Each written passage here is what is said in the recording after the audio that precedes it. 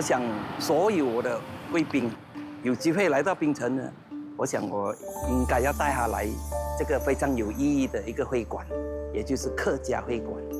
雖然它不是很大間、很堂皇，不過它有存一些我們客家人需要知道、要留念的地方。我感覺這個地方呢，我時時刻刻我們都要紀念着它。這是我們的客家先賢早年辛辛苦苦籌錢而建的一個大廈。所以我們坦白說，我們這些小輩啊，是很幸運，有我們的前輩、我們的先賢保留這個文物館在這邊。這個小時候就是要這樣子去轉。哦，他就擠那個。我特別懷念它，因為我們小的時候啊，我們要割香蕉，這個就是一棵香蕉樹。收完蕉的時候，一桶一桶啊，我們就要摘到有這個機器的地方，就把那個香蕉放在盆裡，給它凝聚一片一片，然後把它放進去，這樣子攪它，這樣子攪一片一片這樣子攪。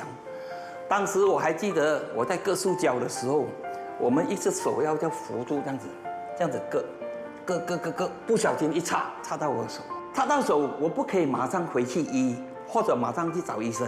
為什麼呢？因為這個橡膠它會很快就凝聚了哦，1-2個小時後啊，如果你沒有處理的話，它就凝聚。所以我要等到下午3、4點才去找醫生。我記得還給醫生罵了一頓呢。他講你化驗了這樣久你才來啊，就是這個刀啊！現在我看這個刀我都怕。我被割到的時候啊，我就快點拿一塊布。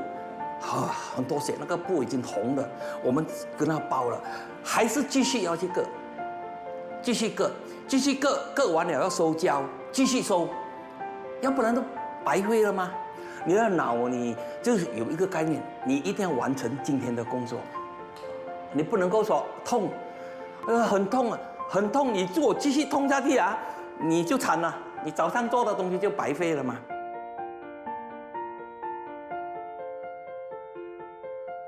這些罐你看，真的，哇！現在看起來哇，回想小時候，是小時候看到的，有錢買不到啊。我們這個文物館啊，坦白的說，不簡單，很辛苦。前馬來西亞我們也發動叫其他的鄉親幫忙，有什麼就收集什麼。當然，我要特別感謝我們的客聯總會吉隆坡。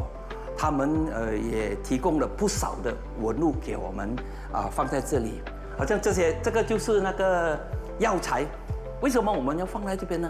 因為當時做藥材大多數是客家人所以這些很辛苦的，不容易找啊，這些文物的東西，所以我們把它放在這邊。